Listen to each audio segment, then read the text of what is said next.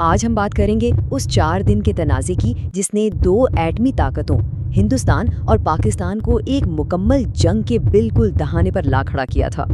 اچھا، تو آج ہم کیا دیکھنے والے ہیں؟ سب سے پہلے یہ دیکھیں گے کہ یہ ساری کشیدگی شروع کہاں سے ہوئی، پھر ان 4 خطرناک دنوں کی بات کریں گے جب جنگ تقریباً شروع ہی ہو چکی تھی۔ اس کے بعد دیکھیں گے کہ دنیا نے بیچ میں آ کر حالات کیسے سنبھالے، اور آخر میں دونوں طرف سے جو فتح کے دعوے کیے گئے اور جو ایک الگ ہی جنگ سچائی کی لڑی گئی اس کا بھی جائزہ لیں گے۔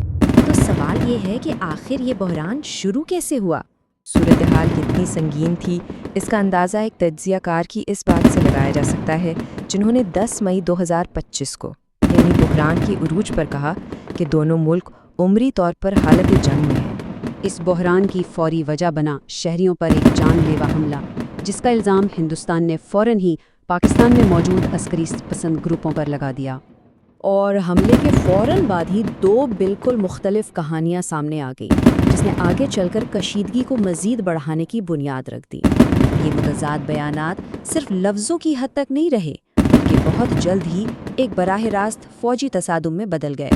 تو دیکھیں، یہ تنازع صرف 4 دنوں کے اندر بہت تیزی سے بڑھا۔ بات جوامی حملوں سے شروع ہوئی تھی اور دیکھتے ہی دیکھتے فوجی اڈوں پر سیدھے حملوں تک پہنچ گئی۔ فضائی لڑائی کا پیمانہ تو بہت ہی بڑا تھا۔ ایک ہی جھڑپ میں 100 سے زیادہ طیارے شامل تھے اور دونوں فضائی افواج جدید میزائلوں کے ساتھ ایک دوسرے سے طویل فاصلے پر لڑ رہی تھیں۔ یہ تنازع تاریخ میں اس لیے بھی یاد رکھا جائے گا کیونکہ یہ ایٹمی طاقتوں کے درمیان پہلی ڈرون جنگ ثابت ہوا۔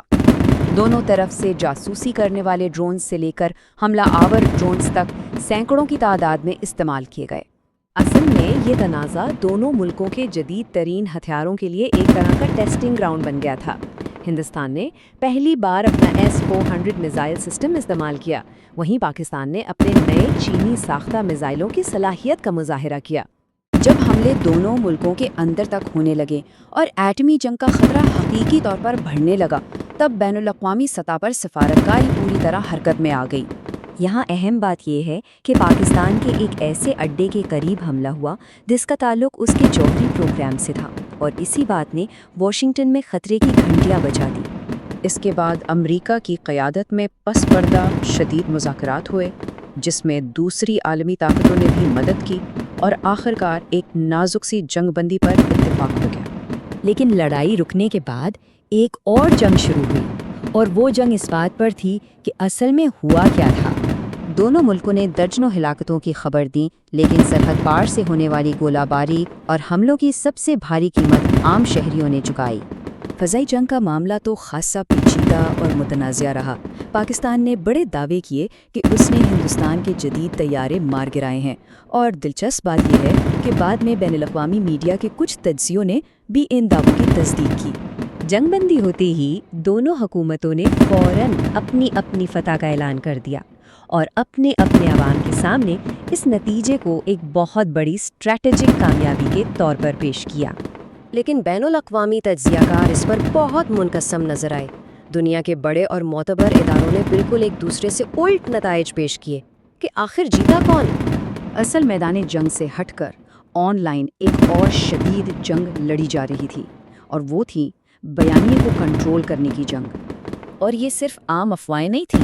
ہم نے دیکھا کہ دونوں طرف سے باقاعدہ سرکاری چینلز اور بڑے بڑے میڈیا ہاؤسز نے بھی ایسی معلومات شیئر کی جو سراسر جھوٹی تھیں۔ غلط معلومات ہر طرف سے آ رہی تھیں، جس کی وجہ سے عام لوگوں کے لیے یہ سمجھنا تقریباً ناممکن ہو گیا تھا کہ سچ کیا ہے اور جھوٹ کیا ہے۔ تو اس سب سے حاصل کیا ہوا؟